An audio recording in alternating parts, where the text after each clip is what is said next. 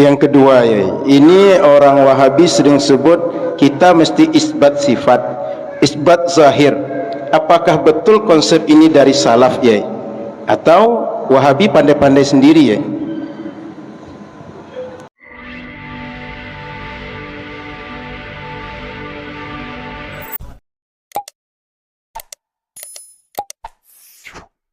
Isbat zahir itu bukan dari salaf ya. Jadi begini, di dalam Al-Quran dan hadis berkaitan dengan zat-zat Allah itu istilahnya ada ayat-ayat atau hadis-hadis mutasyabihat.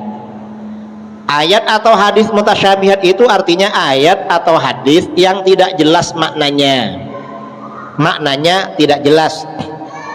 Kemudian kebalikan dari mutasyabihat, ada ayat-ayat atau hadis-hadis muhkamat.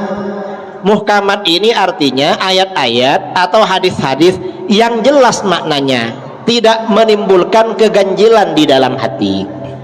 Ini muhkamat. Nah, menyikapi ayat-ayat mutasyabihat ini umat Islam ya, ini ada 3 pendekatan di kalangan umat Islam. Apa pendekatannya? Ahlus sunnah wal jamaah menyikapi ayat mutasyabihat pendekatannya ada 2. Ada pendekatan tafwid, ada pendekatan takwil. Tafwid itu artinya menyerahkan makna ayat mutasyabihat itu sesungguhnya hanya Allah yang maha tahu. Itu tafwid namanya. Takwil artinya mengarahkan ayat atau hadis itu pada makna yang tidak zahir, karena ada dalil. Itu namanya takwil.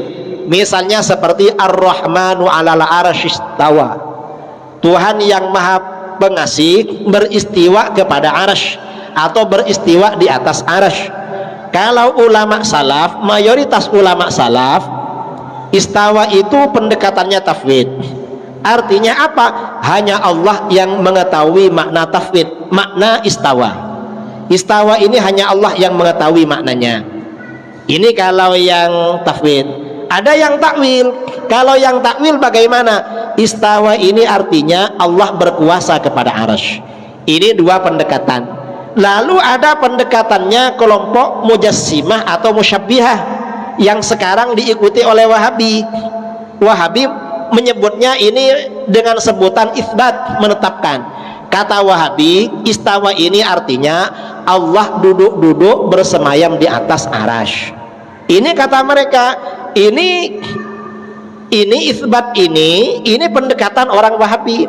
Mengapa mereka menyebut isbat? Mereka untuk menyindir bahwa golongan yang melakukan tafwid atau takwil ini berarti taktil atau menafikan terhadap ayat mutasyabihat. Sebenarnya bukan taktil, bukan meniadakan, bukan menafikan, tetapi bagaimana itu konteksnya menyucikan Allah dari menyerupai makhluk dan menyucikan Allah dari memiliki kekurangan yang disebut dengan tanzih. Sebenarnya itu. Jadi bukan isbat. Isbat itu bukan dari ulama salaf, tetapi dari orang-orang mujassimah. Kalau yang dari para sahabat ya, kalau yang generasi sahabat itu antara takwil dengan tafwid. Ini contoh misalnya di dalam ayat kursi. Ada ayat wasi'a kursiyyuhus samawat.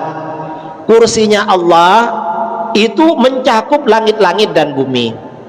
Kursi ini kalau diartikan secara zahir itu artinya ya mungkin kursi tempat duduk begini.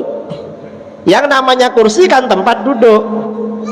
Kursinya Allah mencakup langit dan bumi. Tapi ternyata ada ulama salaf, Ibnu Abbas menafsirkan yang dimaksud kursi di sini adalah ilmunya Allah. Jadi takwil maupun tafwid yang diambil oleh Ahlus Sunnah wal Jamaah itu sebenarnya itu warisan pendekatan yang dilakukan oleh para sahabat dan murid-muridnya. Itu yang kita ambil itu. Jadi kursi aja ini riwayat di dalam Imam Bukhari ya. Imam Bukhari meriwayatkan kursi itu maksudnya ilmunya Allah. Ini kata Ibnu Abbas. Itu yang kita ikuti. Dan banyak contoh-contoh takwil atau isbat atau tafwid yang terjadi perbedaan di kalangan umat Islam antara Ahlus Sunnah wal Jamaah di satu sisi dengan kelompok Wahabi di sisi yang lain. Nah, karena pendekatan ini, maka Ahlus Sunnah wal Jamaah menegaskan ketika menafsirkan ayat istawa, istawa itu maknanya dua. Apa? Yang pertama, hanya Allah yang mengetahui maknanya. Ini ulama salaf atau ulama, sebagian ulama salaf dan mayoritas ulama belakangan, ulama khalaf, istawa itu artinya Allah menguasai arash, Allah yang mengatur arash. Kalau Wahabi mengartikan Allah bersemayam, bertempat di arash, itu Wahabi. Kalau Ahlus Sunnah tidak mau pada itu. Mengapa? Karena Allah maha suci dari tempat dan Allah tidak butuh pada tempat. Itu namanya keyakinan Ahlus Sunnah wal Jamaah. Dan ini keyakinannya umat Islam yang selalu menebarkan kedamaian, menyebarkan Islam kemana-mana. Dan ini keyakinannya para pejuang Islam, termasuk Sultan Salahuddin Al-Ayyubi. Ahmadu ya habibi, Ahmadu ya habibi, Ahmadu ya habibi, salam alaikum.